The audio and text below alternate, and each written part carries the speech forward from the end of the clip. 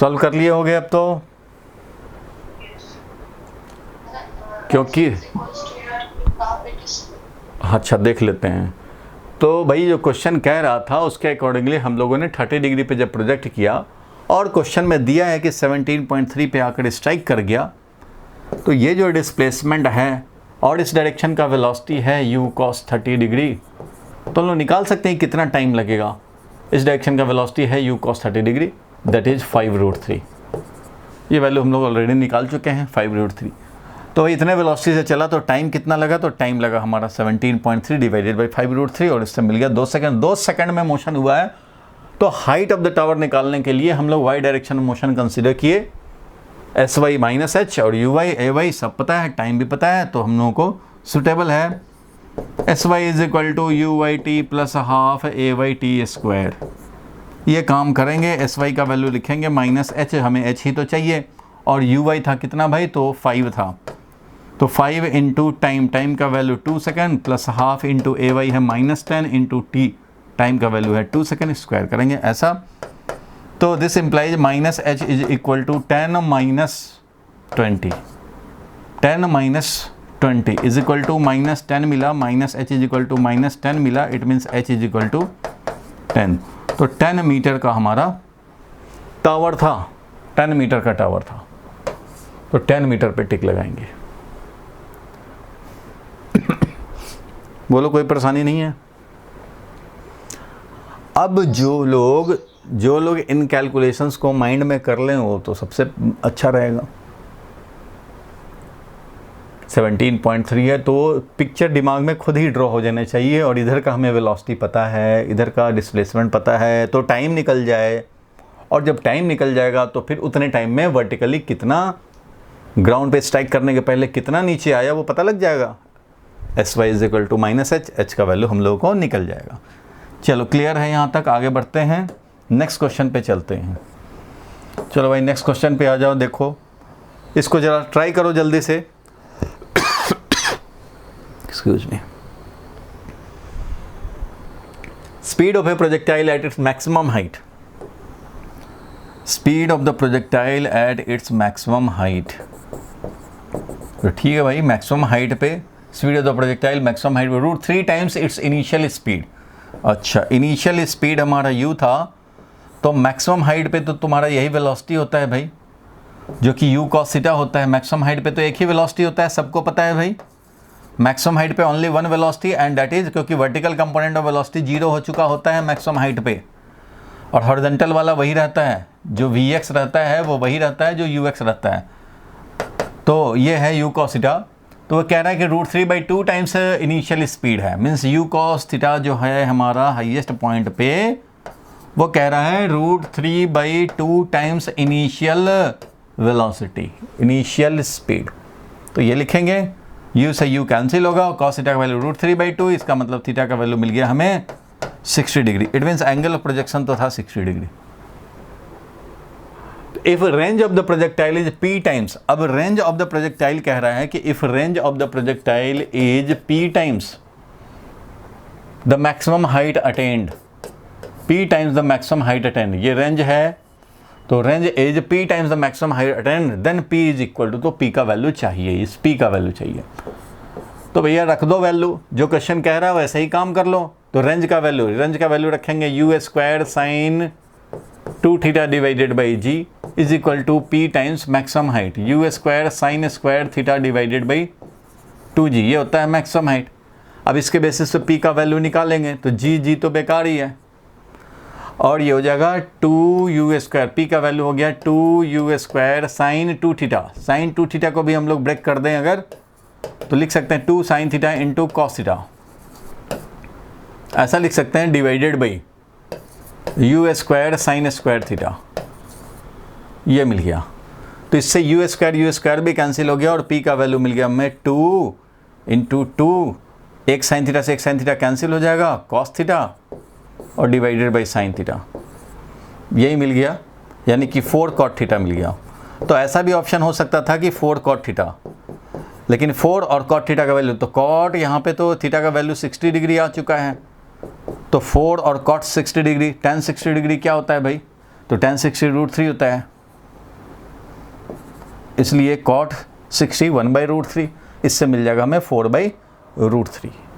Calculation कहीं mistake तो नहीं है। 1/tan60, tan60 तो √3 होता है, cos upon sine.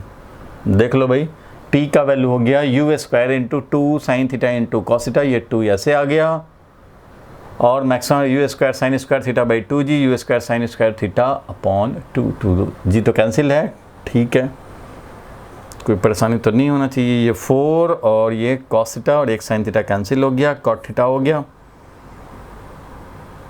Cot 60 degree 1/tan 60 degree, tan 60 degree होता है √3, तो 4/√3 है। समझ में आया? ऑप्शन नहीं मिल रहा है, लेकिन नहीं मिल रहा है तो कोई बात नहीं, कैलकुलेशन चेक कर सकते ज़्यादा से ज़्यादा, लॉजिक में कोई प्रॉब्लम नहीं है, लॉजिक तो यही काम करने हैं। The speed of projectile at the maximum height is √3/2 times, तो मैक्सिमम हाइट पे जो स्पीड है √3/2 टाइम्स द इनिशियल स्पीड है, तो cos 60 डिग्री √3/2, अच्छा यही तो गड़बड़ हो गया, cos 60 डिग्री √3/2 है, तो ये तो 30 डिग्री था। जब cos 60 √3/2 है तो थीटा का वैल्यू 30 डिग्री था भाई ये, तो यहाँ पे मिस्टेक हुआ, किसी ने बताया नहीं मुझे, तो गड़बड़ बात है भाई, जो बोल देंगे वही सुन लोगे, ऐसा थोड़ी होना चाहिए। तो यहाँ पे cot 30 डिग्री लगाएंगे, और cot 30 डिग्री होता है √3, cot 30 डिग्री क्या होता है भाई, तो √3, 1/tan 30 होता है 1/√3, इसलिए हो गया 4√3, तो P का वैल्यू मिल गया हमें 4√3 जो चाहिए था, तो 4√3 ऑप्शन हो जाएगा। ज़्यादा से ज़्यादा हम लोग क्या करते, हम लोग कैलकुलेशन ही चेक कर सकते हैं, क्योंकि लॉजिक में कोई प्रॉब्लम नहीं है, लॉजिक तो यही लगाने, सिंपल सा जो दिया है उसी हिसाब से काम कर रहे हैं। मैक्सिमम पे स्पीड √3/2 टाइम्स इनिशियल स्पीड, इससे हमें थीटा का वैल्यू मिल गया, और जो क्वेश्चन कह रहा है range is P times maximum height, तो उसको हम लोगों ने इम्प्लीमेंट कर दिया। बाकी तो कैलकुलेशन ही करने थे, कैलकुलेशन में मिस्टेक होगा तो सब गड़बड़ हो जाएगा, तो इस तरह से काम हो जाएगा। बोलो भाई, आगे बढ़े हैं, बोलो भाई, चलो आगे बढ़ा जाए, नेक्स्ट क्वेश्चन पे चला जाए। चलो एक जल्दी से इसको क्वेश्चन को हम लोग फिर से ट्राई मारें।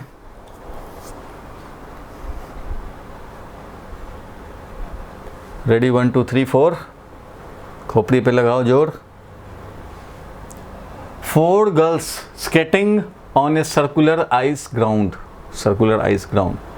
of radius 200 meter starts from point A, from point P point से start on the edge of the ground and reaches point Q, जो P point है वो edge of the ground पे है, मतलब एक किनारे पे है, और Q point पे जाते हैं डायमेट्रिकली अपोजिट, इसके डायमेट्रिकली अपोजिट जाएंगे, ठीक है, opposite to P, following different path as shown, सबका अलग अलग पाथ है ABCD, for which girl displacement is equal to the actual length of a path, displacement उतना ही हो जाएगा जो एक्चुअल लेंथ ऑफ पाथ है। किस गर्ल के लिए भाई, किसके लिए होगा, तो इसी के लिए होगा ना भाई, डिस्प्लेसमेंट का value equal to actual path length, वो इसी के लिए होगा।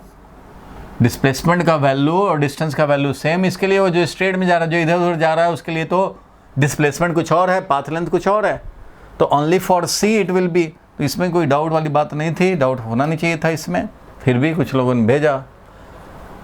तो यहाँ से यहाँ डिस्प्लेसमेंट के लिए चारों का पाथ अलग अलग हैं, बट इसका पाथ जो है, पाथ लेंथ दैट इज जो डिस्टेंस है, वो equal to value of displacement है, तो सी वाला होगा, इसमें तो कोई खास बात नहीं है। चलो आगे देखें नेक्स्ट क्वेश्चन पे।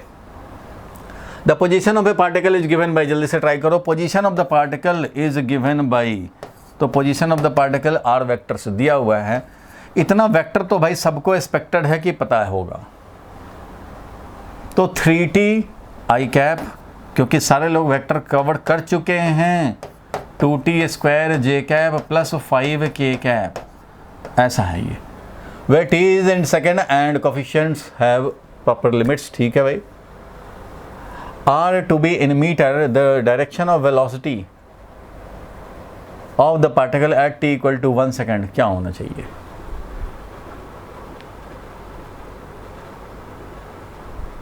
Direction of the velocity of the particle at t equal to 1 second चाहिए, डायरेक्शन ऑफ वेलोसिटी निकालना है, at t is equal to 1 second, direction of velocity. भैया पहले वेलोसिटी तो मिल जाए तब तो डायरेक्शन बताएंगे, और वेलोसिटी निकलने में कितना है भाई, एक स्टेप दूर है, डिफरेंशिएट करने पड़ते हैं। सबको पता है कि velocity is equal to dr/dt होता है भाई, differentiation of position vector with respect to time. तो वी विल डिफरेंशिएट दिस। तो वेलोसिटी निकालने के लिए हम लोग डिफरेंशिएट करेंगे। तो velocity is equal to differentiation of position vector है 3ti cap plus 2t square j cap and plus 5k cap. तो इन सब को हमें डिफरेंशिएट करना पड़ेगा विद रिस्पेक्ट टू टाइम, और ये बड़ा सिंपल डिफरेंशिएशन होगा। वो क्या भाई, तो 3t को डिफरेंशिएट, i क्या है भाई, तो i कैप तो एक यूनिट वेक्टर है जो कि कांस्टेंट है, फिक्स होता है। i cap one direction, one value का x डायरेक्शन, तो this is treated as fixed quantity. तो 3t है, 3 कांस्टेंट है, बाहर निकल गया, i कांस्टेंट है, समझो बाहर निकल गया, और सिर्फ टाइम को डिफरेंशिएट करना है तुम्हें, टाइम को ही टाइम के रिस्पेक्ट में डिफरेंशिएट करना है। i भी बाहर है, कांस्टेंट है, इधर बाहर करो चाहे उधर बाहर करो, बात एक ही है। और इधर 2t स्क्वायर है तो 2 भी बाहर है और j भी बाहर है, समझो इधर बाहर करो चाहे उधर बाहर करो, और t स्क्वायर को तुम्हें डिफरेंशिएट करना पड़ेगा। और इधर 5 भी कांस्टेंट, k भी कांस्टेंट, इसलिए ऐसे ही डिफरेंशिएशन 0 है भाई इसका, क्योंकि ये वेक्टर क्वांटिटी था, हमने डिफरेंशिएशन किया 0 आ गया। चलो वेलोसिटी लिखेंगे हम लोग, तो वेलोसिटी आ गया 3, और टाइम को डिफरेंशिएट करेंगे, टाइम के रिस्पेक्ट में 1 होता है, तो इसलिए ये आ गया 3i कैप प्लस, और ये इसका आ जाएगा 2t, t स्क्वायर का डिफरेंशिएशन क्या होगा 2t, तो 2t और ये 2 यानी कि 4t j कैप और 0k कैप। 0k कैप मतलब क्या, 0 है। तो यही आ गया तुम्हारा वेलोसिटी, यही आ गया वेलोसिटी। अब वेलोसिटी का डायरेक्शन बताना, तो पहले तो t is equal to 1 second पर का वेलोसिटी निकालना होगा, क्योंकि at t is equal to 1 second में डायरेक्शन चाहिए। तो t इक्वल टू 1 सेकंड में चाहिए, इसका मतलब जहाँ जहाँ t है वहाँ 1 रखेंगे, तो ये हो गया 3i प्लस 4 इंटू 1j। इसलिए फाइनली 1 सेकंड पर का वेलोसिटी मिला 3i cap plus 4j cap. ये मिल गया तुम्हें वेलोसिटी, और इसका डायरेक्शन बताना है, x एक्सिस से y एक्सिस से, ये ऑप्शन दिए हैं। तो ठीक है भाई, वेलोसिटी एट 1 सेकंड आया अपना 3i प्लस 4j। अब हम लोग इजीली बता सकते हैं, कैसे भाई, तो अब देखें जरा इसको इंटरप्रेट किया जाए। x एक्सिस है, इधर y एक्सिस है, x की तरफ चलना है 3i का मतलब यही तो होता है, 3i चला इधर भाई, 3i कैप ये वेक्टर हुआ, प्लस 4j कैप, तो 4j कैप इसी पे रख देंगे ऐसे, क्योंकि दोनों को वेक्टर सम करने हैं, समझो ट्रायंगल लॉ अप्लाई समझो कर रहे हैं, एक के हेड पे दूसरे का टेल रख दिया, 4j कैप ये है y डायरेक्शन वाला। और ये मिल गया तुम्हें velocity vector at t is equal to 1 second. v1 हमारा यही तो है, ये वैल्यू है 4, ये वैल्यू है 3, और एंगल बताना है तो भाई एंगल निकाल लिया जाए, थीटा का वैल्यू निकाल लिया जाए। तो tan थीटा का वैल्यू कितना हो जाएगा बोलो, tan थीटा का वैल्यू 4 डिवाइडेड बाई 3, और 4 डिवाइडेड बाई 3 का मतलब होता है tan थीटा 4/3, तो थीटा का वैल्यू होगा tan इनवर्स 4/3, और tan इनवर्स 4/3 का वैल्यू होता है 53 डिग्री।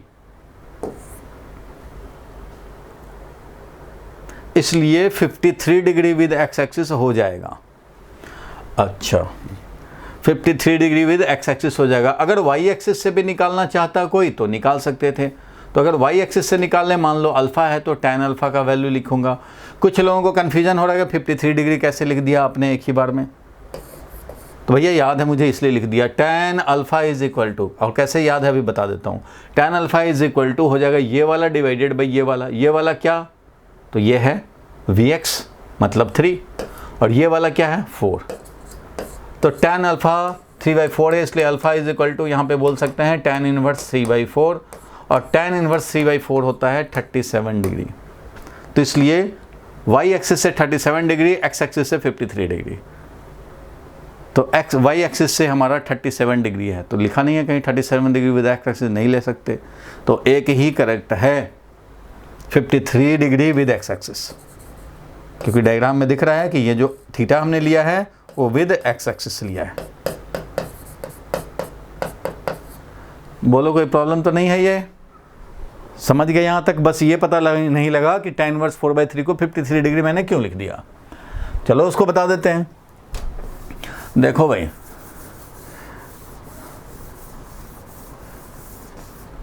इससे एक ही स्टेप दूर था वेलोसिटी। एक बार डिफ्रेंशिएट करो, टाइम का फंक्शन तो है, आई और जे ये सब कांस्टेंट ट्रीट करते हैं, ये भी था कांस्टेंट, जीरो हो गया। ऐसे ही सीधा डायरेक्ट बोलते हैं velocity is equal to 3t को डिफ्रेंशिएट कर रहे हैं तो 3i कैप, और इधर 2t स्क्वायर को डिफ्रेंशिएट कर रहे हैं तो 4t हो गया 4tj कैप। ऐसे करके काम करेंगे। चलो देखते हैं हम लोग। देखो एक ट्रायंगल आप लोगों को याद रखना चाहिए, पाइथागोरस थ्योरम। ये अगर 4 है, ये 3 है, ये तो 5 रहता है, √3 स्क्वायर प्लस 4 स्क्वायर। तो इसको भी हम लोग कम से कम याद रखते हैं। तो ये एंगल बनता है 37 डिग्री। 4, 3 और ये 5, तो ये बनता है 37 डिग्री। और ये 4, ये 3, तब जो बनता है वो बनता है 53 डिग्री एंगल। ये 4 और ये 3, ये 5, तो ये बनता है 53 डिग्री। इसलिए लोग इतना ही बस याद रखो आप कि एक 4 और एक 3 रहता है, तो जब बड़ा वाला एंगल बनेगा ये तो 53 डिग्री, और छोटा वाला जब एंगल बनेगा 3 इधर और 4 इधर होगा, तभी तो छोटा वाला एंगल बनेगा। तो वो छोटा वाला एंगल 37 डिग्री, बड़ा वाला एंगल 53 डिग्री होता है। इसलिए हम लोग बोल सकते हैं cos 37 degree is equal, cos 37 degree हो जाएगा 4/5, और यही हो जाएगा sin 53 डिग्री।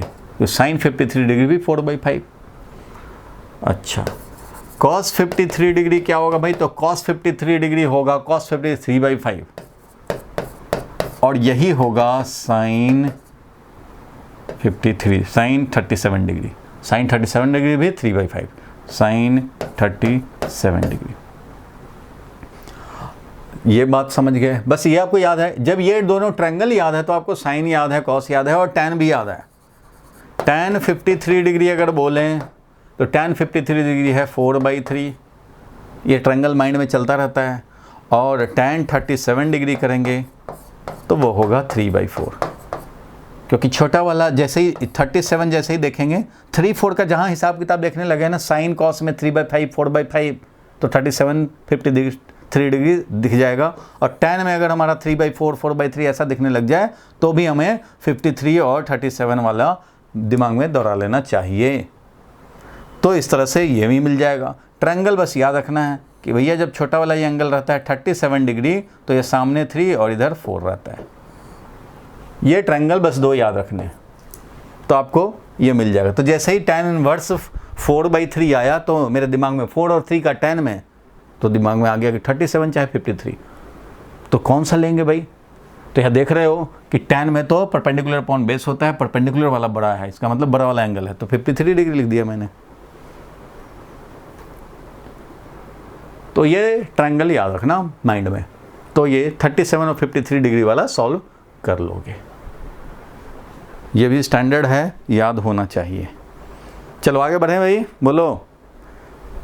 yes. जैसे 30 डिग्री 45 डिग्री 60 डिग्री 90 डिग्री याद रखते हो, वैसे ही इसको भी याद रखने हैं।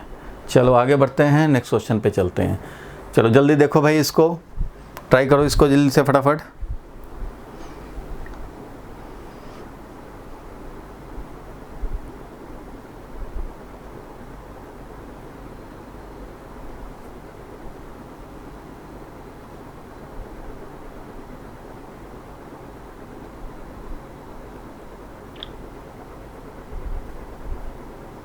एक बार सोचते चलना है। The equation of motion of a projectile, equation of motion दिया हुआ है प्रोजेक्टाइल का, आर गिवन बाय, ये इक्वेशन ऑफ मोशन पूरा का पूरा एक बार में नहीं दिया है। X as a function of time दे दिया, Y as a function of time दे दिया। तो भैया इसी से तो इक्वेशन ऑफ मोशन मिलता है। एक से टाइम निकालो, दूसरे में चिपका दो, मिल जाएगा वाई एक्स में रिलेशन, इक्वेशन ऑफ पाथ। तो इक्वेशन ऑफ पाथ अगर एक इक्वेशन में देना होगा तो यहाँ से टाइम एलिमिनेट करके इसमें डाल देंगे, तो मिल जाएगा इक्वेशन ऑफ पाथ। या 2 इक्वेशन बनाना हो तो X as a function of time, Y as a function of time दे दिया, काम हो गया। The angle of projection is, angle of projection पूछ रहा है कितने एंगल से प्रोजेक्ट किया था। इक्वेशन ऑफ पाथ ये है, एक्स एक्सिस। अब सोचो इसमें क्या करेंगे, कोई फॉर्मूला रटने से तो काम चलेगा नहीं इन सब में, इसलिए लॉजिक पे ज़्यादा चलने हैं।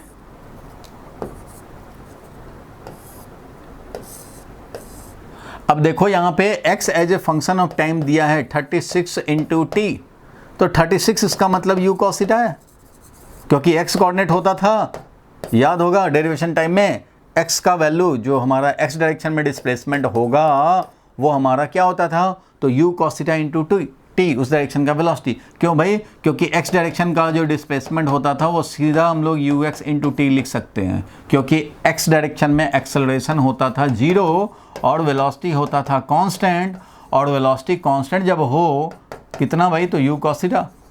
तो जब ये वेलोसिटी कांस्टेंट है तो इस डायरेक्शन का डिस्प्लेसमेंट होगा सीधा velocity multiplied by time, velocity multiplied by time. वैसे भी आप समझते हो कि ऐसे कंडीशन में हम लोग लिखना भी चाहेंगे xx ux into T plus half ax into t square, तो क्योंकि ax 0 है इसलिए तुम्हें यही लिखना पड़ेगा ux into t, that is delta x is equal to u cos थीटा इंटू टी।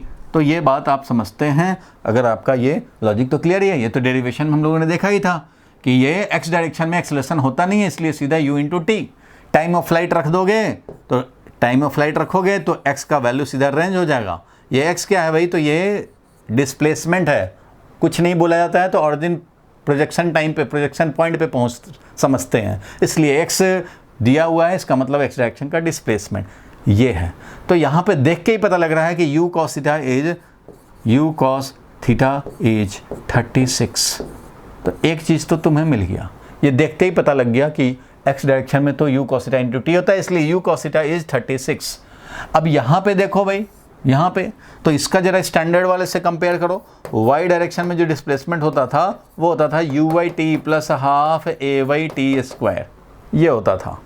तो यहाँ पे देखो ये a बाई टी स्क्वायर लिखा हुआ, देखो 9.8 माइनस 9.8 इंटू टी स्क्वायर, तो इसका वैल्यूज रख दें u साइन थीटा टी और माइनस जी रखेंगे तो माइनस हाफ और g का वैल्यू 9.8 इंटू टी स्क्वायर, ये है तुम्हारा sy। ठीक है, लेकिन यहाँ क्या लिखा है 9.8, इसका मतलब 2 से मल्टीप्लाई कर दिया गया है पूरे में 2 से मल्टीप्लाई करेंगे तो वो फॉर्मेट आ जाएगा, इसलिए तो यहाँ पे देखो 2y मिला हुआ है, y इतना होता है, ये 2y इज इक्वल टू लिख दिया इतना। तो यहीं से चाहते तो तुम यहाँ से भी बोल सकते थे कि y क्या हो जाएगा भाई, तो 96/2 यानी कितना हो गया 96/2, 45 और 3 48 T minus half into 9.8 into t square, यहाँ से भी पकड़ सकते थे। तो सीधा बोलते कि u साइन थीटा हमारा 48 है, क्योंकि ये होता था u sine theta into T, ये होता था u sine theta into t, तो u साइन थीटा तुम्हारा वो 48 है। तो यहाँ से सीधा पता लग रहा है कि u साइन थीटा हमारा 48 है। इसको जब इस फॉर्मेट में कन्वर्ट कर लिया, या इसको स्टैंडर्ड जो है उसको उस फॉर्मेट में कन्वर्ट कर लें तब भी, अगर इसमें मैं 2 से मल्टीप्लाई कर दिया तो ये हो गया 2u sine theta T minus 9.8 into t square. तो इसको भी चाहें तो तुम स्टैंडर्ड से कंपेयर कर सकते हो, जो दिया हुआ है हमारा ये स्टैंडर्ड हो गया।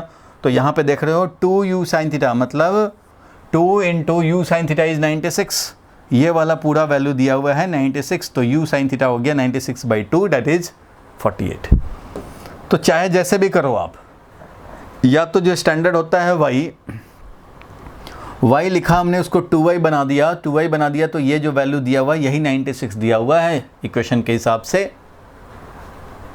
या तो फिर इसको आप y is equal to u t plus half t square वाला उस फॉर्मेट में लाओ, तो ये वाला है u साइन थीटा, क्योंकि y जो होता था वो क्या होता था, तो ये होता था u sine theta t minus half G T square, ऐसा होता था।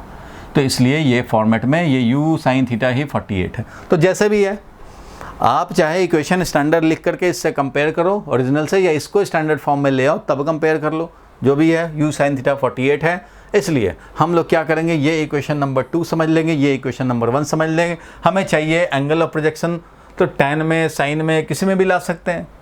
तो साइन में ऑप्शंस दिए हुए हैं, साइन में दिए हुए हैं ऑप्शन, तो साइन में जब दिए हुए हैं तो पहले तो आप निकाल लो, क्योंकि u का वैल्यू तो पता है नहीं, तो ऐसे ही आप यहाँ से साइन थीटा नहीं निकाल सकते, ये 48 पता है, u तो पता है नहीं, तो u का वैल्यू वहाँ से डालने पड़ेंगे। या तो सिंपल है कि आप डिवाइड करके tan थीटा निकाल लो, tan theta is equal to u sine theta upon u cos theta. जैसे ही इधर मिलता है u sine theta u cos theta मिल गया तो रेशियो लेने से हमें मिल जाता है, u कैंसिल हो जाते हैं। तो u साइन थीटा यानी कि tan थीटा का वैल्यू हो गया, u साइन थीटा था 48 और u cos थीटा था कितना 36, ये मिल गया, ये मिल गया 4/3। tan थीटा ही 4/3 है। जब tan थीटा 4/3 है तो तुम्हें तो ऑप्शन साइन में है, तो साइन थीटा बोलो कितना होगा, तो साइन थीटा कितना होगा, तो साइन थीटा का वैल्यू हो जाएगा, tan थीटा है हमारा 4/3, तो ये साइन थीटा हो जाएगा 4/5।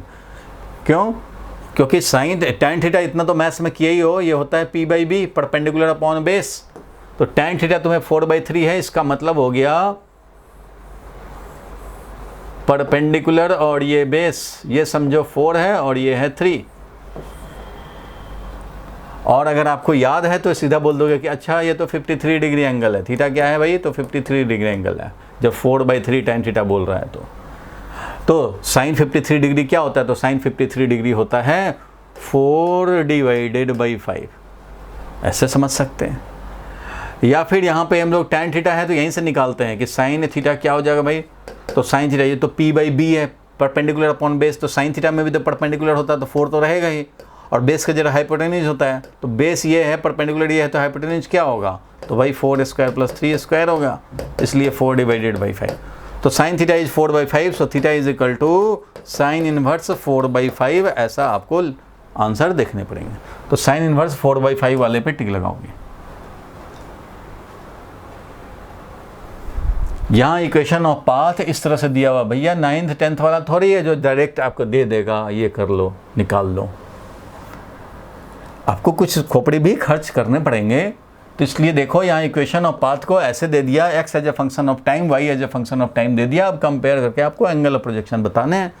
तो इसी में u cos थीटा पता है, लेकिन u नहीं पता था, नहीं तो यहीं से निकाल लेते थीटा का वैल्यू।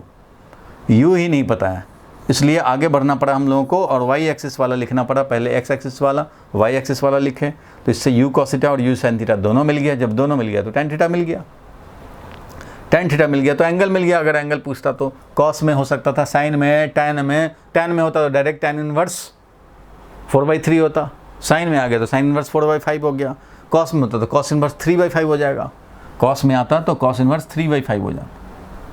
तो इस तरह का क्वेश्चन तो आप मैथ्स में किए हैं कि sin थीटा दे दे, tan थीटा निकालना हो, cos थीटा दे दे, sin थीटा निकालना हो, cot थीटा निकालना हो, वो तो आप किए ही हैं। सीधी सी बात होता है, परपेंडिकुलर और बेस जो भी है, tan थीटा है तो परपेंडिकुलर बेस समझो दिया हुआ है, हाइपोटेन्यूज अपने आप निकाल लेंगे। बोलो क्लियर है, आगे बढ़े हैं? बोलो भाई पहलवानों,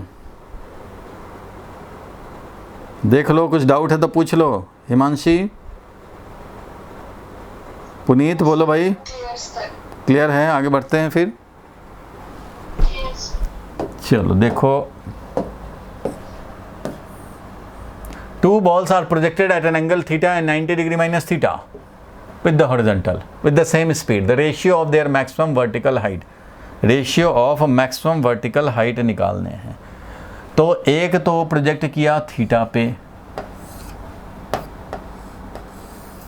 दूसरा 90 माइनस थीटा पे।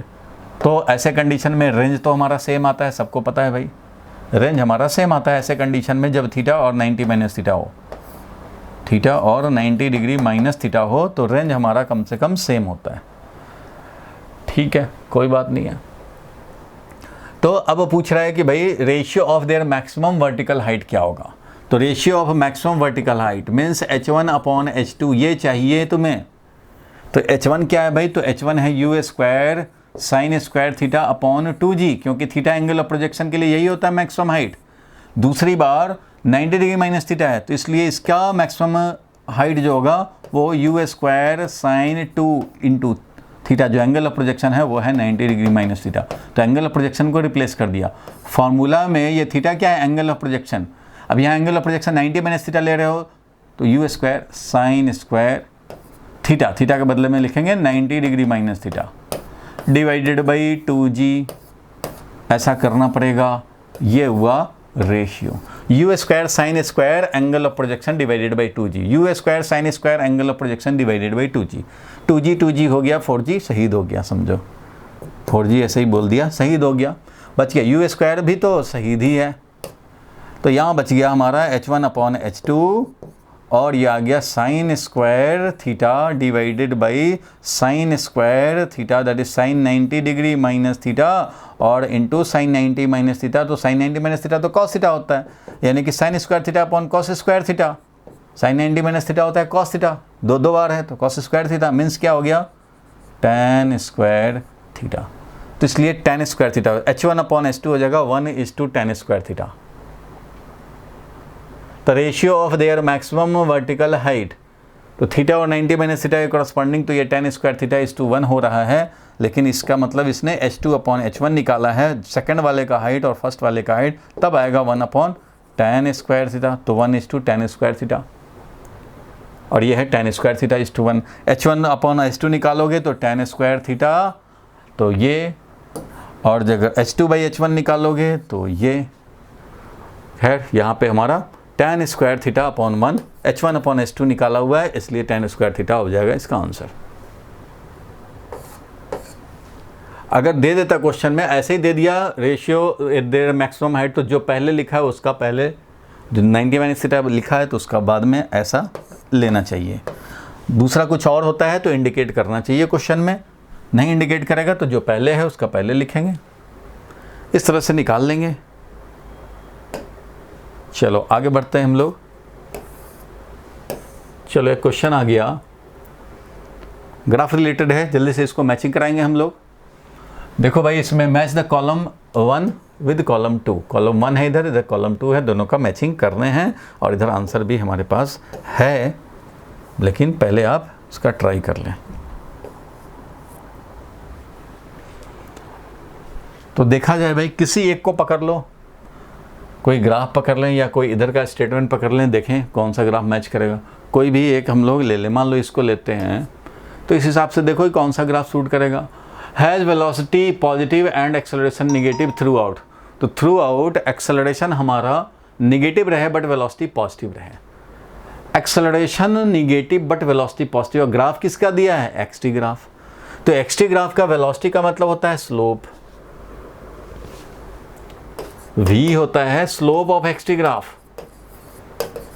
इसलिए डायरेक्ट जो स्लोप दिख रहा है वो तुम्हारा वेलोसिटी है, और एक्सेलरेशन होगा dv/dt। तो dv/dt, तो एक्सेलरेशन हमारा पॉजिटिव होगा कब, if speed increases, speed increase करेगा तो dv/dt पॉजिटिव हो जाएगा, यानी एक्सेलरेशन पॉजिटिव हो जाएगा, और एक्सेलरेशन यानी dv/dt निगेटिव होगा if speed decreases with time. ये तो सबको मालूम है भाई, इतना तो आप समझते ही हैं। वेलोसिटी तो डायरेक्ट आपको पता लगेगा, सीधा स्लोप दिखाई देगा, लेकिन स्लोप का भी स्लोप चाहिए, स्लोप का भी स्लोप चाहिए, यानी स्लोप का देखेंगे इंक्रीमेंट होता है, तो कोई भी चीज़ का इंक्रीमेंट होता है तो उसका स्लोप पॉजिटिव होता है। तो वेलोसिटी अगर इंक्रीज हो रहा है तो उसका स्लोप यानी एक्सेलरेशन पॉजिटिव होगा, वेलोसिटी अगर डिक्रीज हो रहा है तो उसका स्लोप निगेटिव, मतलब एक्सेलरेशन निगेटिव हो जाएगा। ठीक है, तो यहाँ पे देखना है हमें कि वेलोसिटी जिसका पॉजिटिव हो, मतलब एक्स इंक्रीज कर रहा हो, तो ये तो देखो एक्स इंक्रीज होकर डिक्रीज होने लग गया, तो इसका मतलब वेलोसिटी पॉजिटिव नहीं है थ्रू आउट। इसमें देख रहे हैं एक्स इंक्रीज कर रहा है, फिर यानी इधर वेलोसिटी पॉजिटिव है, इसके बाद वेलोसिटी निगेटिव है। यहाँ देखोगे कि तो वेलोसिटी हमेशा निगेटिव है, क्योंकि हमेशा डिक्रीज ही कर रहा है, वेलोसिटी हमेशा निगेटिव है, तो हमें वेलोसिटी हमेशा नेगेटिव वाला नहीं चाहिए, हमें तो वेलोसिटी पॉजिटिव वाला चाहिए इसमें। तो यहाँ देख रहे हैं कि ये हमेशा इंक्रीज कर रहा है, तो यहाँ वेलोसिटी हमेशा पॉजिटिव है, ये इंक्रीज कर रहा है, देख रहे हो हमेशा इसका, एक मिनट, वेलोसिटी इज पॉजिटिव, इसका स्लोप हमेशा, ये इंक्रीज हो रहा है तो हमेशा स्लोप क्या है, पॉजिटिव ही है, स्लोप इसका पॉजिटिव है। फाइनली जाकर के ये ऑलमोस्ट जीरो होने जा रहा है स्लोप। तो slope is always positive means velocity is always positive, लेकिन वेलोसिटी तो पॉजिटिव है। एक्सेलरेशन की बात करें तो एक्सेलरेशन देखो, यहाँ वेलोसिटी यानी कि स्लोप ज़्यादा पॉजिटिव है, समझो कि स्लोप है 10, यहाँ स्लोप आया तो 2 हो गया, यहाँ स्लोप देखा 1 हो गया, और यहाँ स्लोप ऑलमोस्ट 0 हो रहा है, 0 है, इधर 1 है, इधर 2 है, इधर 10 है। स्लोप की बात करें, स्लोप दिखा रहा हूँ मैं, तो स्लोप यहाँ पे पॉजिटिव, वेलोसिटी पॉजिटिव है, ये तो भाई वेलोसिटी पॉजिटिव है, और ये भी पूरा 0 हुआ नहीं है, इसलिए अभी भी पॉजिटिव ही है, वेलोसिटी 0 नहीं पॉजिटिव ही है। तो बिल्कुल ऐसे हॉरिजॉन्टल हो जाता तो 0 हो जाता, तो 0 नहीं 0.1 समझो, तो इस तरह से ये चलता जा रहा है। तो velocity is always positive. And acceleration के लिए तो भाई वेलोसिटी देखते हैं, वेलोसिटी डिक्रीज हो रहा है टाइम के साथ। जैसे जैसे टाइम बढ़ रहा है 10 से 8, फिर 7, 6 करते हुए 2 आया, फिर 1 आया, फिर 0.3, 0.2, 0.1 ऐसे हो रहा है। Means speed is decreasing, speed is decreasing मतलब एक्सेलरेशन इज निगेटिव। जो डिक्रीज करे उसका स्लोप निगेटिव, यानी एक्सेलरेशन निगेटिव है और वेलोसिटी हमेशा पॉजिटिव है, इसलिए इसके लिए तो डी होगा। तो इसका मैचिंग कराएंगे हम लोग डी के साथ, तो यहाँ आ जाएगा डी, इसमें फिट हो जाएगा। अच्छा भाई, अब देखो x हमारा ग्रेटर देन 0 हो थ्रू आउट, पूरे में x ग्रेटर देन 0 हो, मतलब x ऊपर ही रहे। And has a point with velocity 0 and A point with acceleration 0। एक पॉइंट ऐसा भी मिले जहाँ वेलोसिटी 0 है, एक पॉइंट ऐसा भी मिले जहाँ एक्सेलरेशन 0 हो, और x हमेशा पॉजिटिव रहे। तो x हमेशा पॉजिटिव वाला ये तो नहीं है, ये तो भी x निगेटिव है फिर पॉजिटिव हुआ। अच्छा, इसमें x पॉजिटिव है, इसमें x पॉजिटिव है, इसमें भी x पॉजिटिव है, तो 3 में से कोई भी हम लोग देख सकते हैं, 3 में से कोई भी हो सकता है। अब इसमें चेक करने पड़ेंगे, x तो पॉजिटिव है इन तीनों में, but has a point with velocity 0, क्या कोई पॉइंट है जहाँ वेलोसिटी 0 मतलब स्लोप 0 हो जाए, वेलोसिटी 0 जहाँ स्लोप 0 हो जाए। तो भैया यहाँ पे तो स्लोप 0 दिख रहा है, यहाँ पे स्लोप 0 दिख रहा है, यहाँ पे तो बहुत लार्ज पे जाके स्लोप पता नहीं होगा आगे बहुत ज़्यादा। तो ये तो कम से कम स्लोप यहाँ पे दिख रहा है, तो x ऑलवेज पॉजिटिव सेटिस्फाई कर रहा है, ठीक है। वेलोसिटी 0 सेटिस्फाई कर रहा है, ठीक है। And A point with acceleration 0, acceleration 0 मतलब वेलोसिटी जहाँ कांस्टेंट। तो क्या वेलोसिटी कांस्टेंट है, यानी कि स्लोप कहीं कांस्टेंट है? तो स्लोप कांस्टेंट है। यहाँ से यहाँ तक में बोलें तो slope almost constant, straight line की तरह। स्ट्रेट लाइन जहाँ दिखे, जहाँ एक्स-टी ग्राफ स्ट्रेट लाइन होगा, वहीं तो हमारा वेलोसिटी कांस्टेंट हो जाएगा। स्लोप कांस्टेंट मतलब वेलोसिटी कांस्टेंट। तो जहाँ स्ट्रेट लाइन हो, तो क्या स्ट्रेट लाइन हमें एक यहाँ लग रहा है स्ट्रेट लाइन, एक स्ट्रेट लाइन यहाँ पे लग रहा है, ये 2 जगह स्ट्रेट लाइन लग रहा है, एक यहाँ पे और एक यहाँ पे स्ट्रेट लाइन लग रहा है। तो यहाँ स्ट्रेट लाइन जहाँ पे हो गया मतलब स्लोप कांस्टेंट हो गया, इतने ड्यूरेशन में तो स्लोप कांस्टेंट है, तो वहाँ एक्सेलरेशन 0 है। इतने ड्यूरेशन में तो स्लोप कांस्टेंट है, मतलब वेलोसिटी कांस्टेंट है, तो यहाँ एक्सेलरेशन 0 है।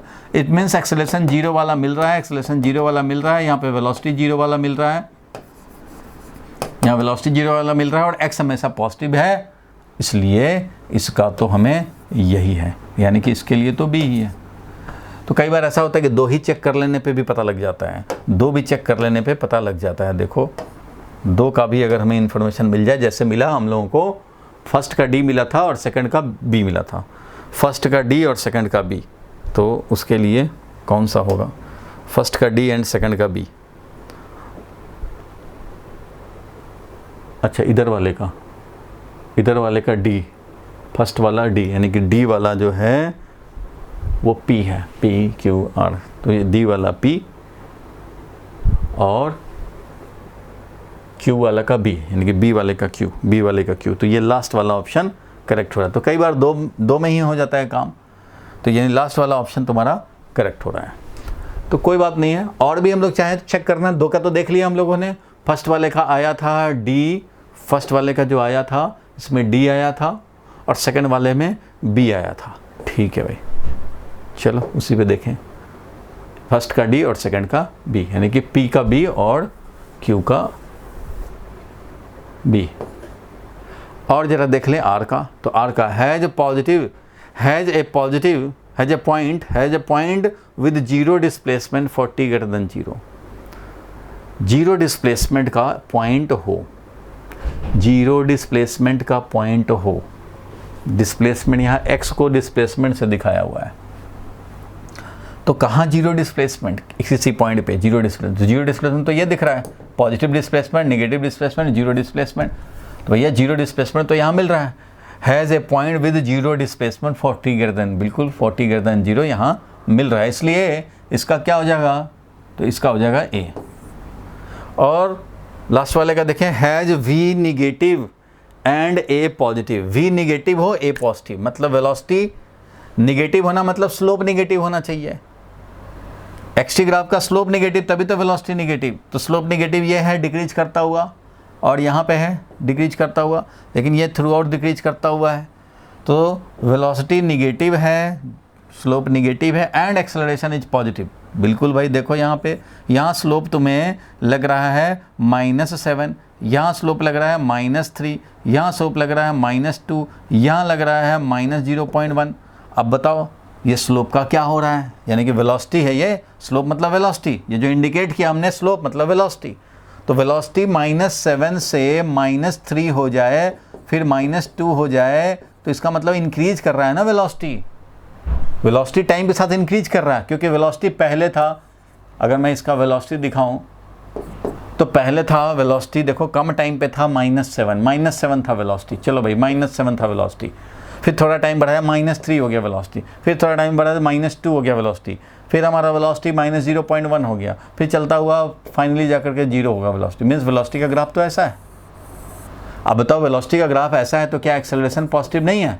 ये तो इंक्रीज कर रहा है ना वेलोसिटी। वेलोसिटी -7, -6, -5, -4 होता हुआ ऐसे चल रहा है, तो भाई वेलोसिटी इंक्रीज हो रहा है, इसलिए एक्सेलरेशन इज पॉजिटिव। तो यह है पॉजिटिव और वेलोसिटी है हमारा निगेटिव, क्योंकि x डिक्रीज कर रहा है इसलिए वेलोसिटी निगेटिव है, और क्योंकि वेलोसिटी इंक्रीज हो रहा है इसलिए एक्सेलरेशन पॉजिटिव है। इसका मैंने ये vt ग्राफ दिखाया, और इसी का मैं चाहूँ तो at ग्राफ भी दिखा सकता हूँ, क्योंकि वेलोसिटी इंक्रीज हो रहा है इसलिए इसका स्लोप पॉजिटिव है, इसलिए एक्सेलरेशन भी इसमें पॉजिटिव है। एक्सेलरेशन पहले देखो इस तरह से एक्सेलरेशन पॉजिटिव है, और धीरे धीरे धीरे धीरे एक्सेलरेशन यानी कि इसका स्लोप धीरे धीरे 0 होगा, लेकिन इनफाइनाइट पे जाकर के, तो इनफाइनाइट पे जाकर के 0 होगा स्लोप। सो एक्सेलरेशन कुछ इस तरह का है, ये है एक्सेलरेशन। इस xt ग्राफ का ये है वेलोसिटी, और इस वेलोसिटी के करस्पॉन्डिंग ये है एक्सेलरेशन। इसलिए इसके लिए कौन सा हो जाएगा? C option. इस तरह से सबको आप मैचिंग कर देंगे। किसी को कोई कंफ्यूजन हो तो रिकॉर्डिंग से फिर उस पॉइंट पे जाकर के देख लेंगे सर ने क्या कहा था। ऐसा कंफ्यूजन होना ही चाहिए। बोलो क्लियर है यहाँ तक? किसी एक को पकड़ा हमने, देख लिया इससे मैच करता हुआ कौन सा ग्राफ है। आगे बढ़े हैं।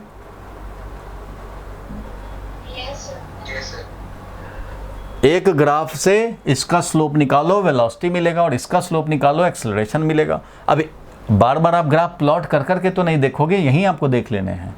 तो यहीं देखने का मतलब है कि सीधा इसका स्लोप दिख रहा है आपको, ज़्यादा स्लोप, यहाँ ज़्यादा स्लोप, फिर थोड़ा कम स्लोप, थोड़ा और कम स्लोप, लेकिन पॉजिटिव में यहाँ 0 स्लोप, यहाँ फिर निगेटिव होने लगा स्लोप, डिक्रीज करेगा तो निगेटिव स्लोप। तो यहाँ वेलोसिटी तो डायरेक्ट दिखता है, लेकिन वेलोसिटी में फिर वेरिएशन देखोगे, ज़्यादा वेलोसिटी ज़्यादा स्लोप, कम वेलोसिटी हो गया कम स्लोप। तो ज़्यादा से कम हो तो एक्सेलरेशन निगेटिव, वेलोसिटी अगर ज़्यादा से कम होने लग गया तो एक्सेलरेशन निगेटिव, वेलोसिटी है पॉजिटिव। इस तरह से चलो आगे बढ़ते हैं हम लोग अब प्रैक्टिस करने के लिए, और आगे बढ़े हम लोग। एक ये है भाई, चलो इसको देखा जाए, जल्दी इसको ट्राई करो भाई। A particle is moving in a straight line, has velocity v meter per second है। when it cleared a distance of x meter, x distance x जाता है x मीटर, तो यह है velocity v। these two are connected by the relation, इन दो में जो connection है वो ये है। ठीक है, इक्वेशन दिया हुआ है, बड़ा नहीं हो रहा भाई।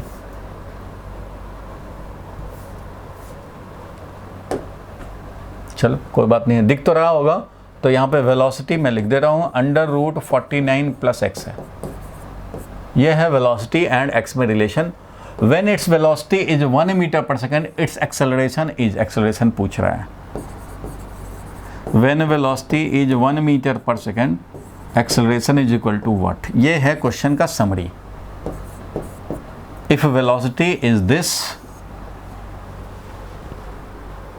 x के और वेलोसिटी में रिलेशन ये है, तो बोल रहा है कि वेलोसिटी जब 1 मीटर पर सेकेंड होगा तो एक्सेलरेशन क्या होगा।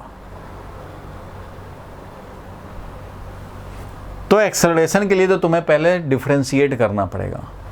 अब देखो भाई, डिफरेंशिएशन का जो बच्चे पहले ज्वाइन किए थे उनको तो मैंने डिफरेंशिएशन में एक चेन रूल भी बताया था।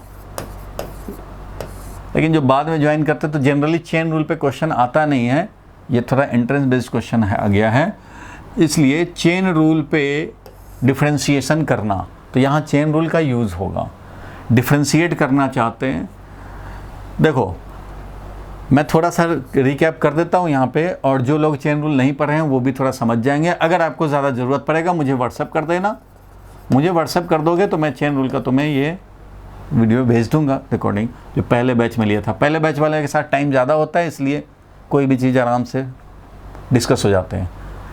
बाद वाले बच्चों में चेन रूल का कटिंग हो जाता है, क्योंकि ये ज़रूरी नहीं है, ये एंट्रेंस वाले में आता है जनरली। तो चेन रूल पे डिफ्रेंशिएशन करने का क्या है ये कि मान लो रूट अंडर है साइन एक्स, अब इसको डिफ्रेंशिएट करना हो विद रिस्पेक्ट टू एक्स, तो कैसे करें, इसकी तो परेशानी है। यानी कि डिफ्रेंशिएशन करना है तो मैं साइन एक्स का पावर हाफ, इसको डिफ्रेंशिएट करना चाहते हो एक्स के रिस्पेक्ट में। तो चेन रूल कहता है कि कभी भी तुम्हें अगर मान लो y को x के रिस्पेक्ट में डिफ्रेंशिएट करना है और तुम्हें कोई फार्मूला स्ट्राइक ही नहीं कर रहा, क्योंकि x के रिस्पेक्ट में डिफ्रेंशिएशन नहीं आ रहा, जैसे यहाँ पे है अंडर रूट साइन एक्स को x के रिस्पेक्ट में करना है, हमें नहीं पता क्योंकि हमने नहीं पढ़ा है। साइन एक्स का x के रिस्पेक्ट में होता कर लेते, इसका नहीं कर सकते हैं। तो चेन रूल कहता है कि भैया जिसके रिस्पेक्ट में तुम इजीली कर सकते हो, y को देखो आराम से और तुम देखो कि ठीक है भाई x के रिस्पेक्ट में करना तो है लेकिन x के रिस्पेक्ट में नहीं कर पा रहे, तो तुम ये देखो कि y को ध्यान से कि तुम किसके रिस्पेक्ट में कर सकते हो। तो तुम्हें पता लगा मान लो कि तुम u के रिस्पेक्ट में कर देते हो, तो चेन रूल कहता है कि कर लो u के रिस्पेक्ट में, y को तुम u के रिस्पेक्ट में कर पाओगे ठीक है कर लो, लेकिन बाद में u को x के रिस्पेक्ट में कर लेना, तो तुम्हारा काम हो जाएगा। क्यों, y को तुम u के रिस्पेक्ट में कर ही लोगे और बाद में u को x के रिस्पेक्ट में कर लेना, तो इससे क्या होगा dy/dx मिल जाएगा। चेन बन गया, बस एक लिंक दूसरा लिंक, चेन में भी तो लिंक ही रहता है, ऐसे चेन बनता है गोल्ड का चेन, एक लिंक दूसरा लिंक सब इस तरह से, तो वैसे ही ये दो लिंक का चेन बन गया। चेन रूल ये भी कहता है कि मान लो y है तुम्हें x के रिस्पेक्ट में करना है या टाइम के रिस्पेक्ट में करना है, और टाइम के रिस्पेक्ट में तुम नहीं कर पा रहे, क्यों, क्योंकि y दे दिया हुआ है, मान लो साइन x दे दिया है, तो तुम इसको टाइम के रिस्पेक्ट में कैसे कर पाओगे, नहीं कर पाओगे। साइन x को x के रिस्पेक्ट में कर सकते हैं। अगर मान लो हम लोग डिफ्रेंशिएट कर रहे हो एक्स स्क्वायर को, तो भैया x के रिस्पेक्ट में करेंगे तब ना ये 2x होगा, लेकिन तुम्हें एक्स स्क्वायर को डिफ्रेंशिएट करना हो टाइम के रिस्पेक्ट में, तो कैसे कर पाएंगे, फिर तो है ही नहीं फॉर्मूला। एक्स स्क्वायर को x के रिस्पेक्ट में डिफ्रेंशिएट करने का फॉर्मूला है, टाइम के रिस्पेक्ट में तो है ही नहीं, तो वैसे फंस जाएंगे। तो इसलिए dy/dt अगर निकालना हो और नहीं निकाल पा रहे हों तो आप देखो y को ध्यान से कि तुम किसके रिस्पेक्ट में निकाल पाओगे। अच्छा x के रिस्पेक्ट में निकाल पाओगे, कर लो भाई, चेन रूल तो कहता है कर लो, लेकिन फिर x को टाइम के रिस्पेक्ट में कर लेना, तो तुम्हारा बात हो जाएगा, मिल जाएगा dy/dt। तो इस तरह से चेन, अगर मान लो ठीक है x के रिस्पेक्ट में कर पा रहे हैं, ठीक है भाई चेन रूल ने बोला कर लो, लेकिन बाद में टाइम के रिस्पेक्ट में कर लेना। तुम जब x को टाइम के रिस्पेक्ट में करने हैं फिर तुम्हें गड़बड़ हो गया, नहीं भाई नहीं कर पाएंगे, तो फिर चेन रूल बोलेगा अच्छा तो ठीक है भाई x को टाइम के रिस्पेक्ट में नहीं कर पा रहे हो तो किसके रिस्पेक्ट में कर पाओगे इजीली, तुमने बोला v के रिस्पेक्ट में, तो चेन रूल बोलेगा v के रिस्पेक्ट में कर लो, लेकिन बाद में v को भूलना मत भाई, उसको टाइम के रिस्पेक्ट में कर लेना। ठीक है भाई कर लेंगे। अब फिर अब v को टाइम के रिस्पेक्ट में करने चले तो भाई हमें आ ही नहीं रहा, तो चेन रूल पूछेगा अच्छा नहीं आ रहा तो किसके रिस्पेक्ट में कर पाओगे, v को बोलो, तो तुमने बोला कि u के रिस्पेक्ट में कर लूँगा, तो चेन रूल कहता है u के रिस्पेक्ट में कर लो, लेकिन फिर u को कम से कम टाइम के रिस्पेक्ट में कर देना। तो जब तक टाइम के रिस्पेक्ट में नहीं करोगे तब तक चेन एंड नहीं होगा। तो इस तरह से चेन रूल चलता है। यहाँ पे देखो मैं अप्लाई करता हूँ, अगर तुम्हें साइन एक्स को करना है, ये वाला मान लो साइन एक्स का पावर, अब तो मैं लगता है कि चेन रूल पे कराने लग गया, ये डाउट इसलिए बना क्योंकि चेन रूल जिसका नहीं हुआ होगा वो फंस जाएगा। तो इसको x के रिस्पेक्ट में करना है, तो चेन रूल कहता है कि अच्छा भाई x के रिस्पेक्ट में तुम्हें करना है, तुम नहीं कर पा रहे हो, हाँ नहीं कर पा रहे हैं क्योंकि पावर हाफ है, पावर यहाँ हाफ है, तो किसी चीज़ का पावर हाफ होता है, मान लो u का पावर या x का पावर अगर हाफ होता है तो इसको हम लोग x के रिस्पेक्ट में डिफ्रेंशिएट करें तो ये फॉर्मूला वैलिड है, आता है। आपको आता है कि x का पावर अगर हाफ है तो x के ही रिस्पेक्ट में डिफ्रेंशिएट होना चाहिए। तो वैसे ही sin x का पावर हाफ है तो तुम sin x का पावर हाफ है तो इसको डिफ्रेंशिएट करने बैठोगे तो तुम्हें sin x के रिस्पेक्ट में कर पाओगे। जिसका पावर हाफ होता है उसी के रिस्पेक्ट में कर पाते हैं। x का पावर हाफ का फॉर्मूला x के रिस्पेक्ट में पता है हमें। अगर ये z होता तो z का पावर हाफ हो तो z के रिस्पेक्ट में डिफ्रेंशिएट करेंगे तब फॉर्मूला अप्लाई कर पाएंगे, हाफ इंटू z का पावर हाफ माइनस 1। इसलिए यहाँ पे देखो जो निकालना था हम लोगों को, इसको x के रिस्पेक्ट में निकालना है, लेकिन हमें नहीं पता x के रिस्पेक्ट में, लेकिन sin x का पावर हाफ को sin x के रिस्पेक्ट में डिफ्रेंशिएट करेंगे तो हो जाएगा, क्योंकि u का पावर हाफ को u के रिस्पेक्ट में करेंगे तो हो जाएगा, फॉर्मूला अप्लाई हो जाएगा। तो चेन रूल ने बोला कर लो, उसके बाद लेकिन sin x को डिफ्रेंशिएट कर लेना किसके रिस्पेक्ट में भाई, x के रिस्पेक्ट में। तो तुम बोलोगे हाँ भाई ये तो कर लेंगे, कर लो भाई। तो अब ये जब करेंगे तो इसमें आ जाएगा तुम्हारा हाफ u का पावर, समझो कि हाफ है तो हाफ इंटू यू का पावर, u मतलब sin x का पावर हाफ माइनस 1, ऐसे करोगे और ये तुम्हें मिल जाएगा sin x का जो होता है डिफ्रेंशिएशन cos x, वो ऐसे चेन रूल चलता है। डिटेल के लिए अगर किसी को ना समझ में आया हो, मैंने जस्ट रिकैप कराया, किसी को ना समझ में आया हो तो मुझे व्हाट्सएप कर देगा, मैं चेन रूल का वीडियो भी दे दूंगा, 1 घंटे का वीडियो है, उसमें बहुत सारे क्वेश्चन प्रैक्टिस करा रखे हैं। अब मैं इसको अप्लाई करने जा रहा हूँ इसी चेन रूल के थ्रू, क्योंकि हमें चाहिए एक्सेलरेशन तो भाई वेलोसिटी को टाइम के रिस्पेक्ट में करना होगा, और ये टाइम का फंक्शन ही नहीं है तो कैसे टाइम के रिस्पेक्ट में कर पाओगे, इसलिए मैंने बोला कि चेन रूल लगाने पड़ेंगे। So acceleration is differentiation of velocity with respect to time, it means acceleration is differentiation of √49 plus x. इसको डिफ्रेंशिएट करना पड़ेगा टाइम के रिस्पेक्ट में। कैसे करूँगा, नहीं कर पाऊँगा भाई, तो नहीं कर पाऊँगा तो कोई बात नहीं है, चेन रूल पूछेगा कि भाई तुम किसके रिस्पेक्ट में कर पाओगे। तो आपने तो रूट लगा रखा है किसको भाई, 49 प्लस एक्स को। तो 49 प्लस एक्स को जब रूट लगाया हुआ है, मीन्स पावर हाफ किया हुआ है, तो मैं इसको 49 प्लस एक्स के ही रिस्पेक्ट में कर पाऊँगा, क्योंकि गुरुजी ने सिखाया है क्या भाई, u का पावर हाफ होता है तो u के रिस्पेक्ट में डिफ्रेंशिएट करोगे तो तुम फॉर्मूला अप्लाई कर सकते हो, u के ही रिस्पेक्ट में करोगे तो फॉर्मूला अप्लाई कर सकते हो, हाफ और u का पावर हाफ माइनस 1। ये नहीं कि यहाँ पे u है और यहाँ x कर दिए तब भी अप्लाई कर रहे हैं, ये तो गलत हो जाएगा। तो ठीक है भाई, अब यहाँ पे u के बदले में 49 प्लस एक्स समझेंगे, 49 प्लस एक्स को एक u समझो, तो u का पावर हाफ है तो u के रिस्पेक्ट में कर, जिसका पावर कुछ है उसी के रिस्पेक्ट में कर लो। बाद में इस 49 प्लस एक्स को टाइम के रिस्पेक्ट में कर लेना, क्योंकि टाइम के रिस्पेक्ट में फाइनली करना है। तुम बोलोगे कि नहीं भाई ये भी मुझे नहीं पता, मैं टाइम के रिस्पेक्ट में नहीं कर पाऊँगा, क्यों, क्योंकि ये तो x है। तो चेन रूल कहेगा अच्छा ये x है तो इसलिए तुम नहीं कर पाओगे, तो ठीक है x के रिस्पेक्ट में कर सकते हो ना भाई इसको, हाँ कर सकते हैं तो कर ले भाई। फिर x को कम से कम टाइम के रिस्पेक्ट में कर लेना, तुम x के रिस्पेक्ट में कर रहे हो, क्योंकि 49 प्लस x को तो x के रिस्पेक्ट में कर सकते हैं, 49 तो कांस्टेंट है, 0 हो जाएगा, तो फिर x को कम से कम टाइम के रिस्पेक्ट में कर लेना। तो ठीक है भैया, 3 लिंक का बन गया, यहाँ तक तो कर लेंगे। फिर क्योंकि ये वाला कैसे कर लेंगे, क्योंकि यही तो वेलोसिटी होता है, इसको मैं भी लिख दूंगा, dx/dt तो वेलोसिटी होता है तो इसको मैं भी लिख दूंगा, हो गया, ये हो गया। इसका 49 प्लस x को करेंगे तो 49 का 0 हो जाएगा और x का डिफ्रेंशिएशन x के रिस्पेक्ट में 1 हो जाएगा, चलो ये भी हो गया। और 49 प्लस एक्स का पावर हाफ है तो ये डिफ्रेंशिएट करेंगे तो हाफ इंटू 49 प्लस एक्स का power half minus 1, n into x का पावर n माइनस 1 वैसे ही होता था, तो n इंटू ये जो भी है u है, u का पावर हाफ को u के रिस्पेक्ट में कर रहे हैं तो हाफ इंटू u का पावर हाफ माइनस 1। फिर ये 49 प्लस एक्स को x के रिस्पेक्ट में कर लिया हम लोगों ने, और फिर x को टाइम के रिस्पेक्ट में कर लिया, तो इस तरह से आ गया 1/2 49 प्लस एक्स का power minus half into v. ये फाइनली आ गया 1/2, और ये 49 प्लस एक्स का पावर माइनस हाफ है तो नीचे लेके चले जाओ, नीचे तो पावर हाफ हो जाएगा, 49 प्लस एक्स, 49 प्लस एक्स का पावर हाफ हो गया, डिनोमिनेटर में माइनस हाफ था इसलिए डिनोमिनेटर में लेके चले गए, ये भी अच्छा भाई ठीक है। तो ये 1/2 हो गया। और तुम्हें पता है कि v under root 49 plus x है, v under root 49 plus x है, तो ये ऊपर तो v है ही, नीचे भी v हो गया और v कैंसिल हो गया और सीधा मिल गया हमें हाफ। तो भैया हाफ मीटर पर सेकंड ही है इसका एक्सेलरेशन,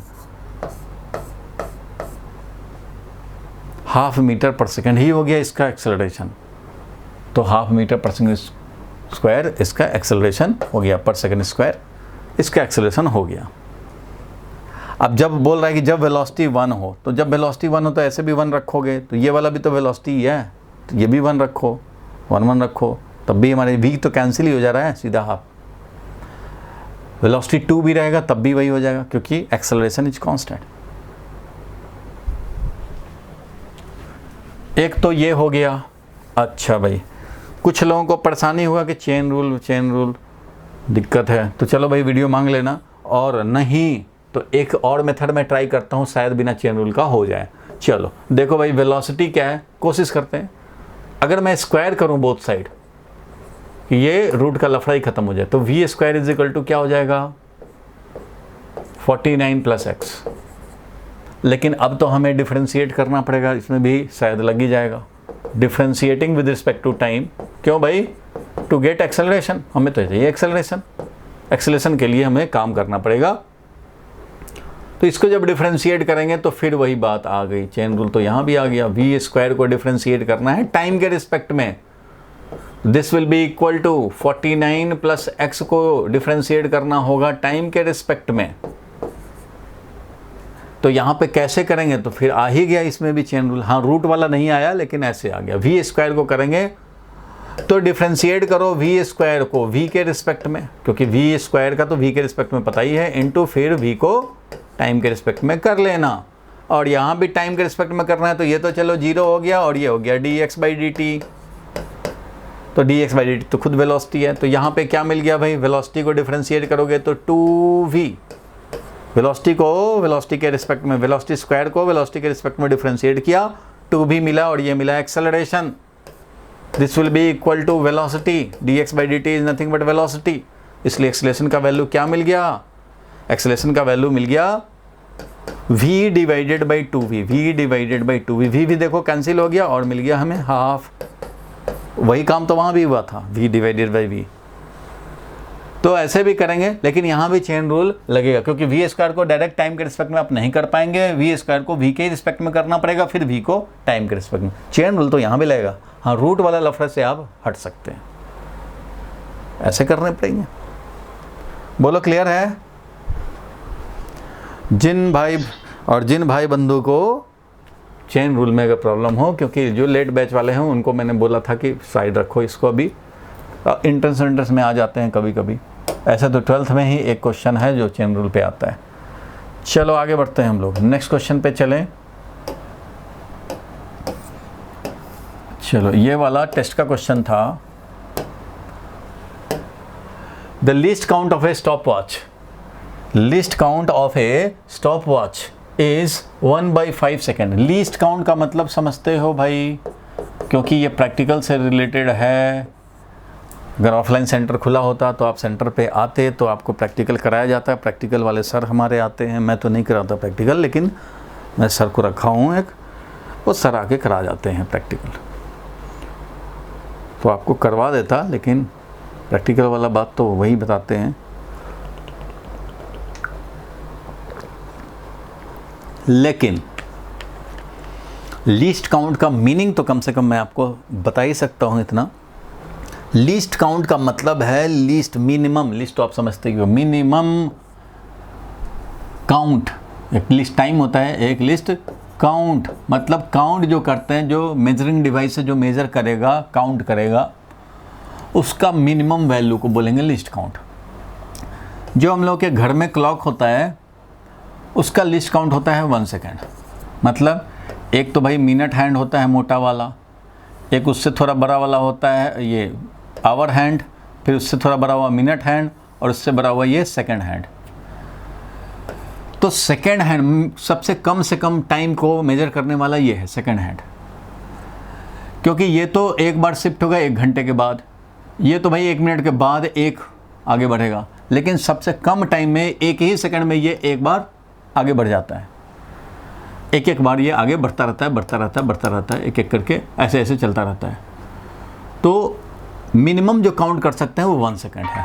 अगर मान लो मिनिमम काउंट हम लोग 1 सेकंड कर सकते हैं, तो खुद ज़रा सोचो, अगर तुम्हारा टाइम इंटरवल मान लो रेस हुआ और किसी ने 1.1 सेकंड लिया टाइम, किसी ने कंप्लीट करने में 1.2 सेकंड, किसी ने 1.32 सेकंड लिया, तो क्या अपना रिस्ट वॉच से तुम बता पाओगे कि कौन जीता और कौन हारा? दिखाई नहीं दे रहा है। लिस्ट काउंट जो हमारा रिस्ट वॉच है या वॉल क्लॉक है, वो हमारा एक टिक मारेगा। एक टिक मारा, चलो भाई 1 सेकंड हो गया। दूसरा टिक मारा ही नहीं, तब तक तीनों पार हो गए। दूसरा टिक मारा ही नहीं, क्योंकि ये काउंट ही करेगा। जब 1 सेकंड इलैप्स हो जाएगा तब ना नेक्स्ट टिक मारेगा। एक बार ये ऐसे चला, दूसरी बार चलता, तब तक तीनों ही पास हो गए। तो कौन पहले कौन बाद में पता ही नहीं लगा, क्योंकि ये मिनिमम काउंट ही कर सकता है 1 सेकेंड। 1 सेकेंड से कम को काउंट नहीं कर सकता। तो इसलिए ऐसा भी बोला जा सकता है कि 1.9 भी होता, 1.99 भी होता, तो भी हमारा ये 2 काउंट पूरा नहीं करता। इसलिए 1.99 हो, 1.01 हो, इन सब का रीडिंग एक ही देगा, क्योंकि 1 हो गया तो एक टिक मार दिया, अब 2 होगा तभी एक टिक मारेगा। इसलिए बीच में जो इतने सारे वैल्यूज हैं उन सब के लिए एरर रह जाएगा। इसलिए अगर मान लो 1.999 सेकंड था, लेकिन इसको दिखाया तो इसने 1 ही, 2 तो किया नहीं, 1 दिखाया, तो इसका मतलब इतना 0.999 इतना तो एरर हो गया। मीन्स ऑलमोस्ट 1 सेकंड का एरर हो गया। तो लिस्ट काउंट का मतलब है कि ऑलमोस्ट उतना एरर होगा, उससे थोड़ा कम रहेगा तो वो मेजर नहीं हो पाएगा। सो लिस्ट काउंट का प्रैक्टिकल में ये भी समझना चाहिए कि list count of the instrument अगर हमारा 1/5 सेकंड है, इसका मतलब 1/5 सेकंड होगा तो वो तो काउंट में आ जाएगा। 1/5 सेकंड से थोड़ा भी कम हुआ तो वो काउंट में नहीं आएगा। इट मीन्स ये मैक्सिमम एरर जो हो सकता है वो भी ये होता है। List count is maximum error by this measuring device, वो है हमारा 1/5 सेकंड। 1/5 सेकंड तक का ही एरर होगा, क्योंकि उससे ज़्यादा हुआ तो ये काउंट कर लेगा। रिस्ट वॉच में 1 सेकंड तक का एरर होगा। क्यों? क्योंकि 0.999 भी अगर आ गया तो इतना मैक्सिमम एरर है, तो ऑलमोस्ट क्या है 1 है, क्योंकि 23.999 को 9 को ये बताएगा कि 23 सेकंड हुआ है भाई, 24 सेकंड नहीं बोलेगा ये, क्योंकि 23 बार ही टिक टिक करेगा, 24 हुआ ही नहीं। इसलिए जो लिस्ट काउंट होता है वही उसका मैक्सिमम एरर भी होता है। ये बात समझेंगे। The list count of stop watch जो हम लोग यूज़ करते हैं उसका 1/5 सेकंड है, 1/5 सेकंड पे ये चलता है। ठीक है भाई। The time of 20 oscillation of a pendulum is measure to be 20 oscillation का हमने टाइम मेजर किया। 20 ऑसिलेशंस का, ऑसिलेशन मतलब समझो पेंडुलम है ऐसे ऐसे चल रहा है, 1 2 3 4 5 6 ऐसे 20 ऑसिलेशन का टाइम हमने मेजर किया टू बी 25 सेकंड। उसको हम लोगों ने मेजर किया कि 25 सेकंड है, 20 ऑसिलेशन का टाइम लगा है 25 सेकंड, ये मेजर हुआ। भैया जब ये मेजर किए हो इस वाले स्टॉप वॉच से, तो इस मेजरमेंट में मैक्सिमम जो एरर होगा वो होगा 1/5 सेकंड का, क्योंकि इसमें 25 से अगर 1/5 भी ज़्यादा होता तो वो काउंट में आ जाता, लेकिन नहीं काउंटिंग में नहीं आया, बोल रहा है 25 सेकंड है। इसका मतलब 1/5 सेकंड भी उससे ज़्यादा नहीं हुआ है। तो 25 सेकंड के मेजरमेंट में मैक्सिमम एरर जो अलाउड हो रहा है यहाँ पे वो है 1/5 second. Then the maximum percentage error of the measurement of time. तो मैक्सिमम परसेंटेज एरर बताना है। तो परसेंटेज एरर तो समझो फ्रैक्शनल एरर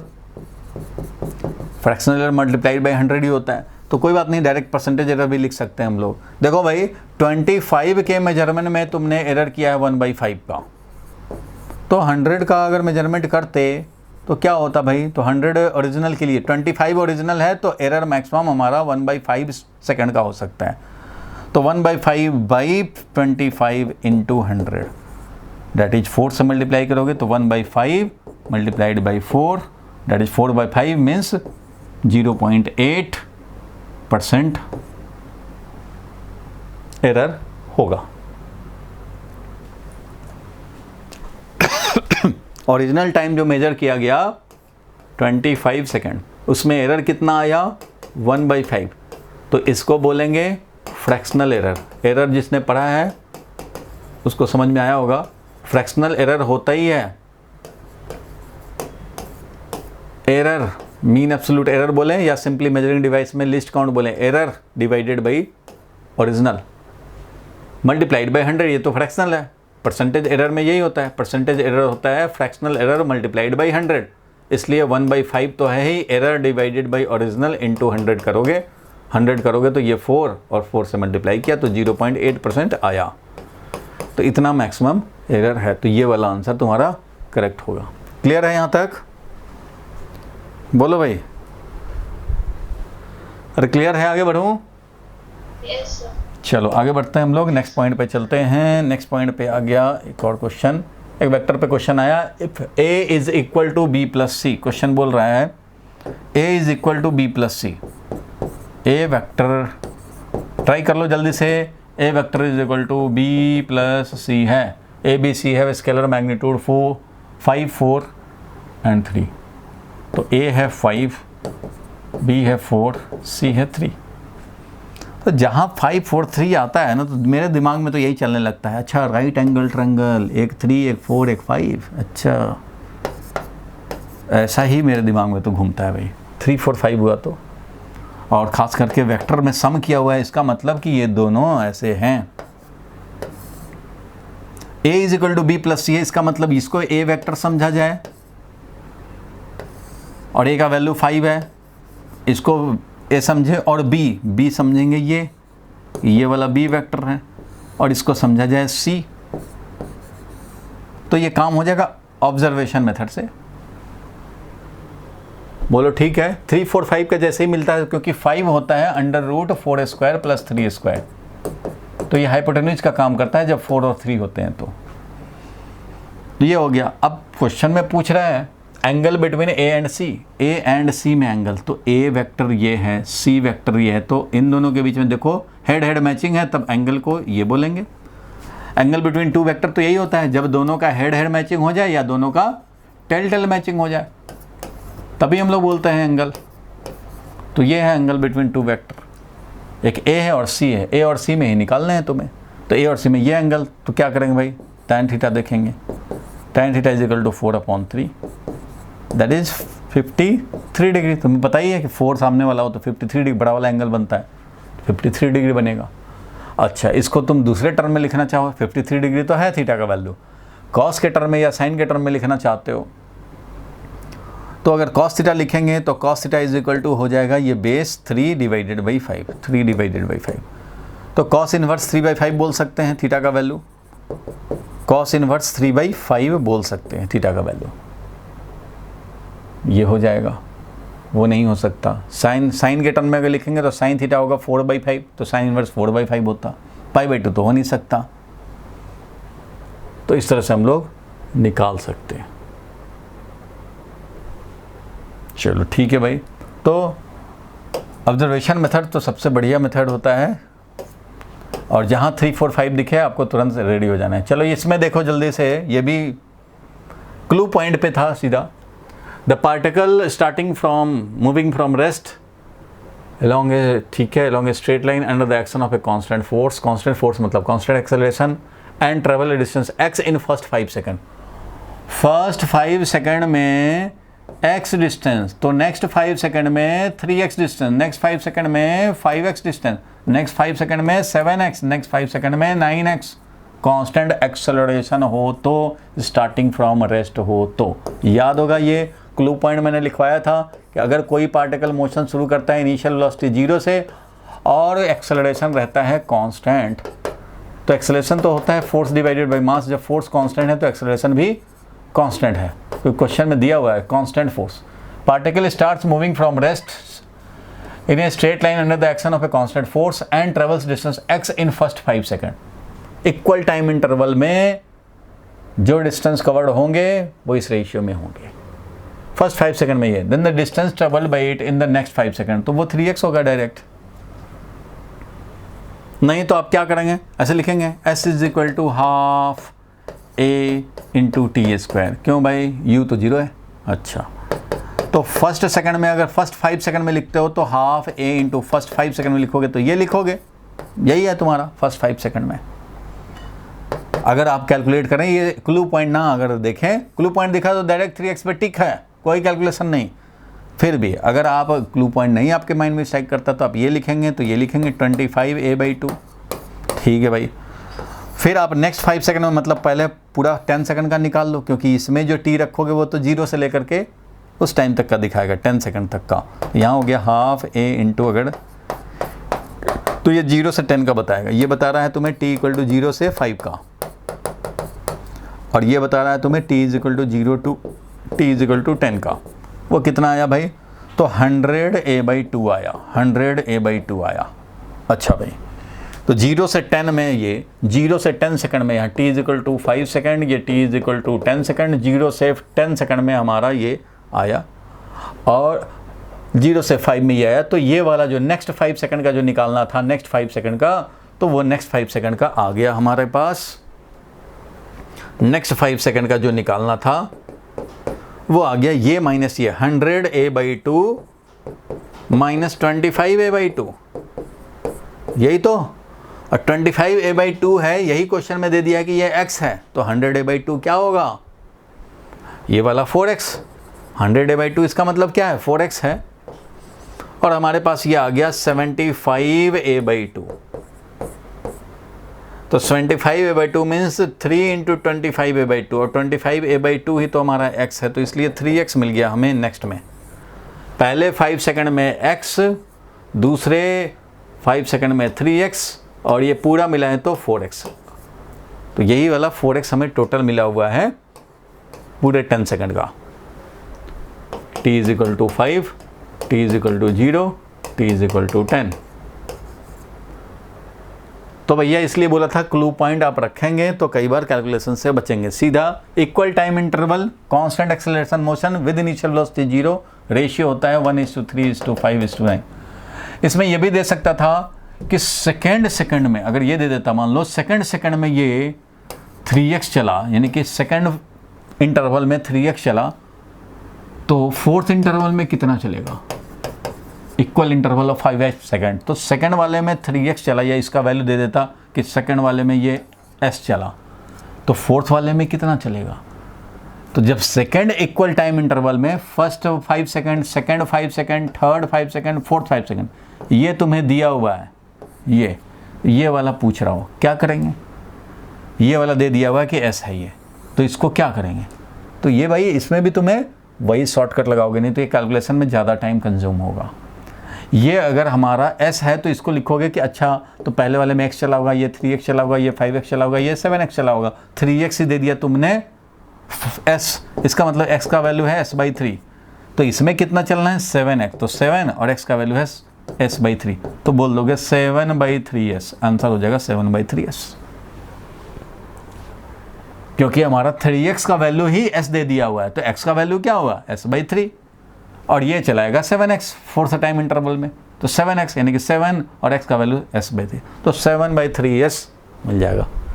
तो शॉर्टकट जो है वो याद रखने हैं, ऑब्जेक्टिव में डील करने जा रहे हो। चलो हटाऊं इसको, बोलो भाई।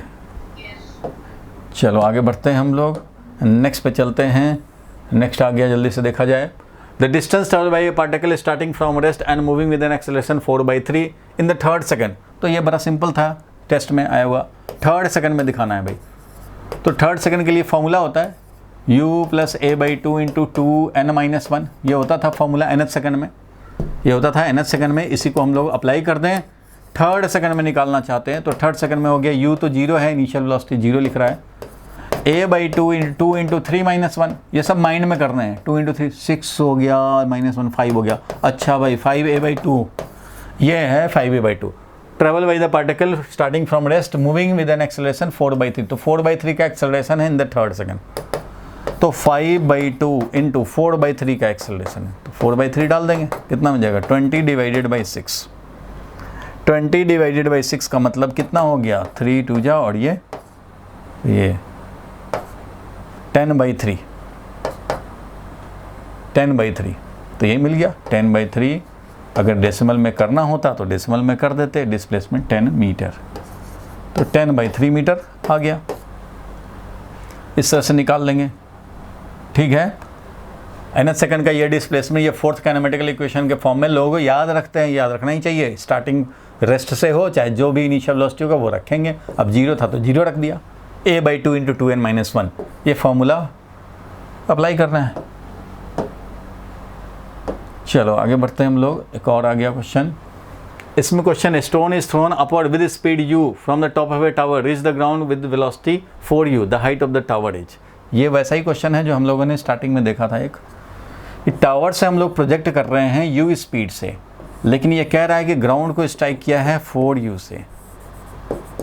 यही तो कह रहा है question, throne upward with speed u from the top of A tower, reaches the ground with velocity 4u, the height of the tower कितना है।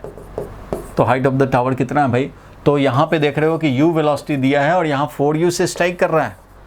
तो हम लोग किसी एक डायरेक्शन को पॉजिटिव ले लिया जाए भाई। चलो अपवर्ड डायरेक्शन में पॉजिटिव लेकर के अगर मैं काम करूँ तो डिस्प्लेसमेंट जो है हमारा, समझो वाई डायरेक्शन है उधर, तो -h है। ऐसा क्वेश्चन किया था हम लोगों ने, ग्राउंड पे स्ट्राइक किया तो h हाइट था तो -h आएगा तभी तो करेगा, क्योंकि अपवर्ड को हमने ले लिया पॉजिटिव। तो इसका मतलब डिस्प्लेसमेंट जब तक -h नहीं होगा तब तक ये ग्राउंड को स्ट्राइक नहीं करेगा। तो sy -h ये वाला, उसके लिए निकालना चाहते हैं हम लोग। ये फाइनल वेलोसिटी पता है हमें, फाइनल वेलोसिटी है ये वाला, कितना, तो -4u लिखेंगे। क्यों, क्योंकि अपवर्ड पॉजिटिव लिया है तो इसको -4u लिखेंगे। अच्छा, इनिशियल वेलोसिटी क्या है, तो इनिशियल वेलोसिटी u है, पॉजिटिव u, क्योंकि अपवर्ड प्रोजेक्ट किया, अपवर्ड ही पॉजिटिव, ये हो गया। और क्या भाई, तो अब बस निकालना है ये। और एक्सेलेरेशन कितना है, तो एक्सेलेरेशन तुम्हें पता है -g। एक्सेलेरेशन कितना है, -g, क्योंकि अपवर्ड पॉजिटिव लिया है, -g। अच्छा भाई, तो इस बेसिस पे अब बताओ मैं कैसे निकाल लूँ, हाइट निकालना है। कौन सा फॉर्मूला, ये लास्ट क्वेश्चन है आज के लिए। फाइनल वेलोसिटी पता, इनिशियल वेलोसिटी पता, एक्सेलरेशन पता और डिस्प्लेसमेंट निकालने। तो यही करने पड़ेंगे। अपवर्ड डायरेक्शन को पॉजिटिव, वन डायमेंशनल मोशन समझो कर रहे हैं, तो यहाँ पे ये है -4u, तो -4u का square is equal to u square plus 2 into acceleration है -g और s का वैल्यू है -h, s का वैल्यू था -h। ठीक है भाई, तो ये हो गया 16u square is equal to u square प्लस 2gh, इसलिए 2gh मिला हमें 15u स्क्वायर, इसलिए h का वैल्यू हो गया 15u square upon 2g, 15u square upon 2g, 15u square upon 2g, ये मिल जाएगा आंसर।